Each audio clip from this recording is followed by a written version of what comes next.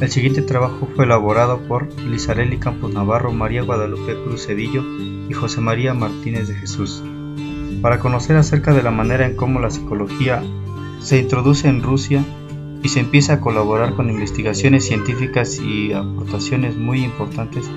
Hemos recopilado la siguiente información, enfocándonos hacia los puntos de mayor relevancia, así como quienes lograron estos significativos avances para enriquecimiento de la psicología como ciencia.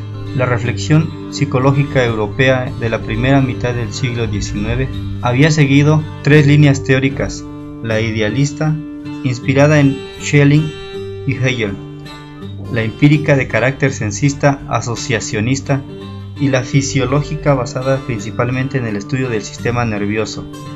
La incorporación de la psicología en los territorios rusos inició en la década de 1860. Coincidió con la restauración de la enseñanza de la filosofía en las universidades rusas.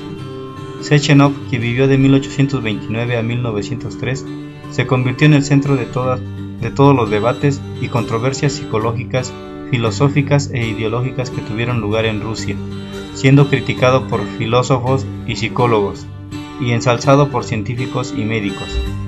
Su teoría psicológica se crearía y evolucionaría en un duro e intercambiable enfrentamiento con los componentes del materialismo.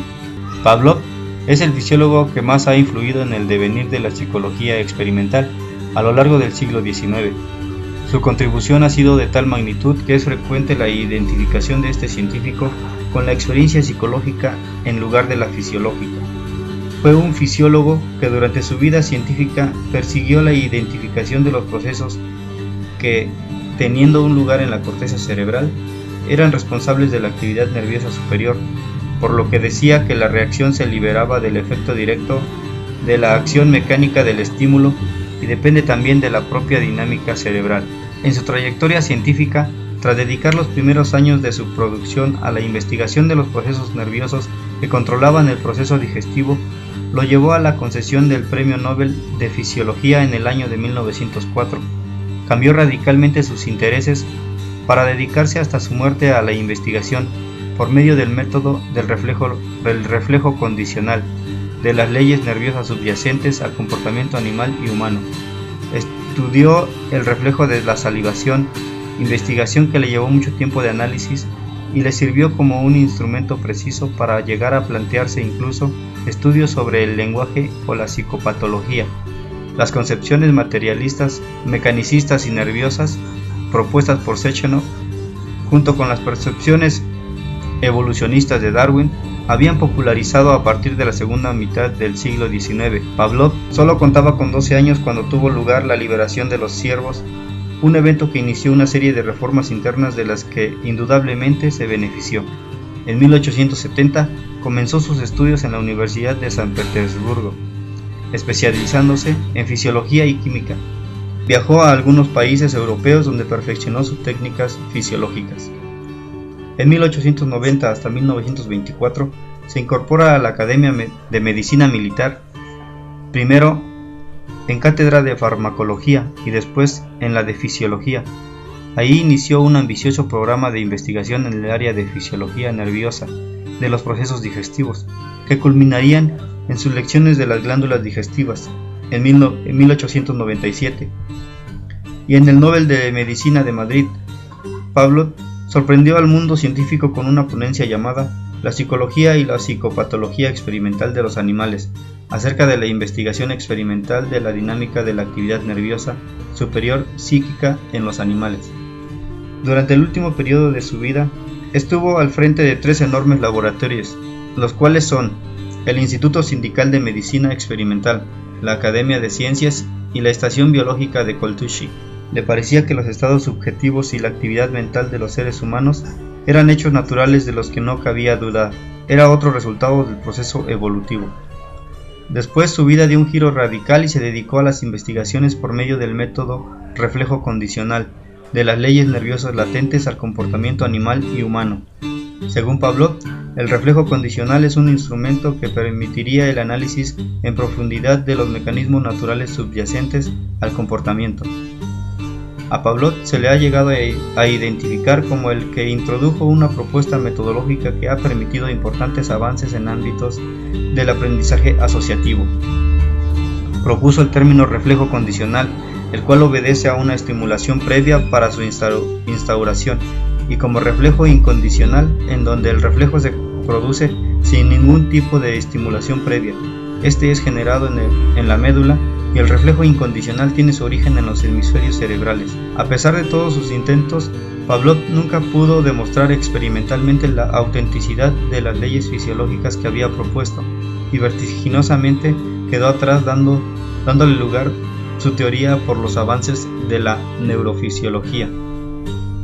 En el año de 1917, Pavlov comenzó a visitar una clínica psiquiátrica a partir de sus observaciones y experimentaciones en el contexto de las neurosis y las alteraciones del sistema nervioso como modelo fisiológico de los trastornos psicopatológicos. Fue el pionero en estudio de psicopatología experimental, apoyado por las experiencias desarrolladas por Krestofnikova. Los resultados experimentales de Pavlov favorecieron para aplicar su teoría sobre la actividad nerviosa de los hemisferios cerebrales a la psicopatología humana. Este punto llevó a aproximarse al análisis de la neurosis y la psicosis, incluso a formular una clasificación de los trastornos neuróticos fundado en la preponderancia del primer y segundo sistema de señales. El sistema de señales es el que posibilita el establecimiento de los reflejos condicionales por medio de los resultados de las señales directas de los estímulos, en tanto el segundo sistema de señales, específico del ser humano, posibilita el desarrollo del lenguaje a favor de las asociaciones de orden superior. Alrededor de la psicopatología y la psiquiatría, deja reconocer tres etapas bien establecidas en las cuales desarrolla su teoría de los trastornos neuróticos y psicóticos.